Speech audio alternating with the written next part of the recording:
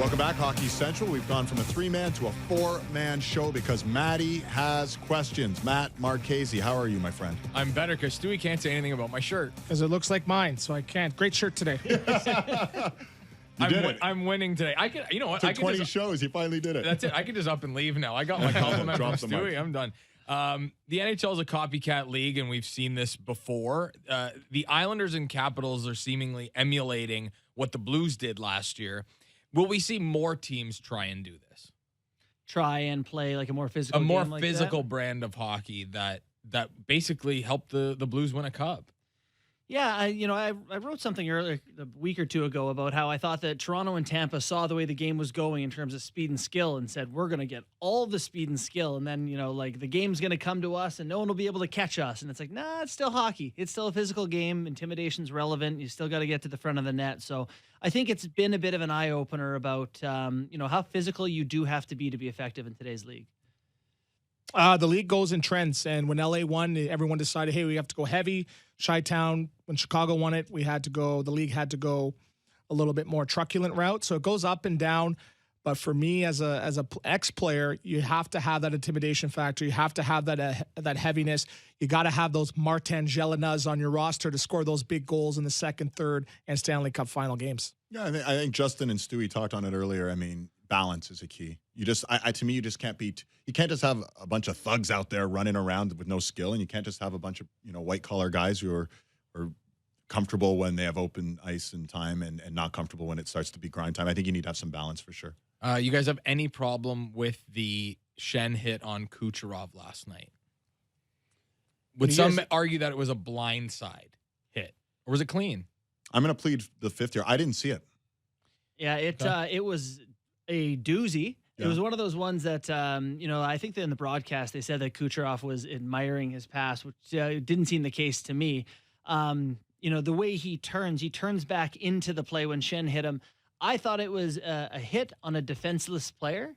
I didn't think it was to the head or anything like that, but it's just the guy doesn't know he's there, and so I thought it was kind of unnecessary. So maybe predatory almost? I would say it was a predatory hit, sure. You're supposed to give us the heads up on this. I didn't see it either.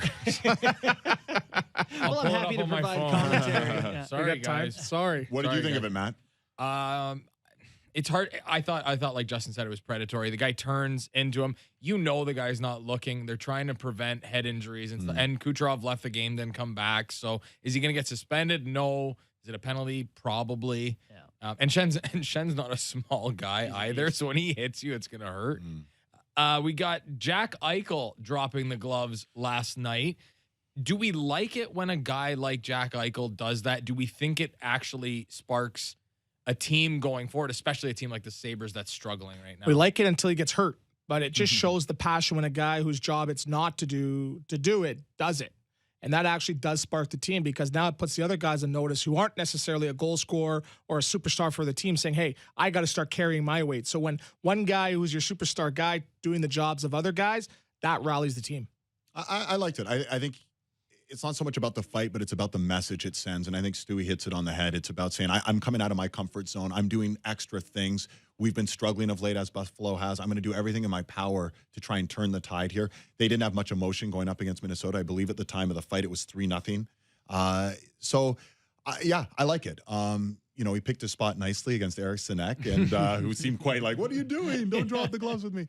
I thought it made sense, and showed some leadership. I'm with you guys that generally I like it. I think it makes a lot of sense. It was tough for me to get a sense of whether he's trying to spark the guys or he's just frustrated. Because sometimes you're in those highly contested battles and you're like, that leader of ours is so fired up. He's so involved.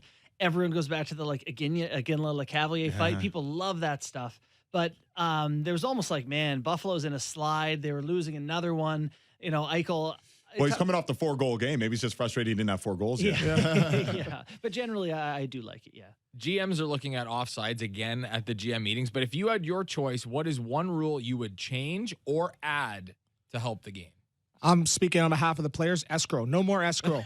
Next question. As a Sheldon Keefe used to talk about this when I was with him in the American League, is 2 icings in a row should be a delay of game penalty. Just the same as anything else. Often, when guys are tired and they ice the puck and they have to stay on the ice, you might as well just ice it again. delay the game, get a little bit more rest. And if, maybe there's some subjectiveness in there. But still, if you can't make a skilled play enough and you ice the puck back to back, maybe within 30 seconds or before the puck leaves the zone, I'd like to see that be penalized. That's interesting. That's 5-on-4 leading to, but I'm more of a 3-on-3 guy. I'd love to see the 5-minute overtime go to 10 minutes. I think no fan leaves the seats when the overtime. We see some of the best plays. It gives you a sense of the speed of the game. You see all the star players out there. I love it. I wish it was a 10-minute overtime. Beauty. All right.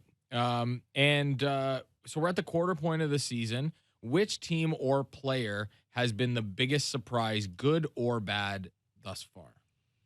At the quarter point of the season here, I'm going to go ahead and be negative Nancy as we started the show off. Well, this is, I guess, terrible to say, but John Tavares being named the captain coming into this year, I just had such high hopes for him this year. Definitely, I'm sure if I sat here and went through the league and thought about the most disappointing, he wouldn't be it. But it just hasn't been enough. He hasn't been able to drive a line for me this year. So I'll say he's been disappointing. I'm going positive, and I believe it's Pasternak. I think he's leading the 19 goals. So he's leading the Rocket Richard race. So I expected him to have a pretty good season, but to be ahead of the likes of Ovechkin and Matthews and other guys like that, he's definitely a surprise for me. I'm going to go positive too, and that's Cale Makar. Listen, we knew he was going to be good. We saw what he did when he made his NHL debut in the playoffs last year, but he is sensational. I was working with Colby Armstrong last night, and I said, who does Makar remind you of? And he said, he reminds me of Nathan McKinnon, but playing defense. And I was like, wow. I mean, he's creative, he's smart, he's fast, he's explosive. I mean, this guy is a difference maker, and it's fun to watch. So his season's been so good. Do we think that he can be we think he's the runaway Calder Trophy winner right now, but can he win the Norris Trophy as well in his rookie year?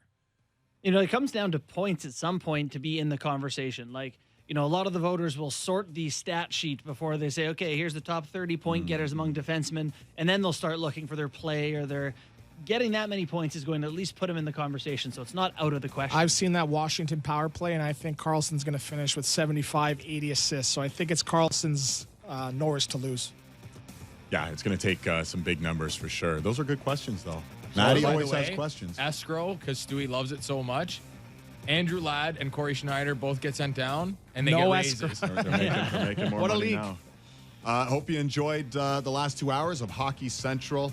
Writer's Block with Blair and Brunt is coming your way next. And again, Scotiabank Wednesday Night Hockey. It's an all-Canadian affair. The Habs and the Sens. Our coverage starts 7 o'clock on Sportsnet. Enjoy whatever games you're watching, and we'll see you next time right here, guys. Hockey Central.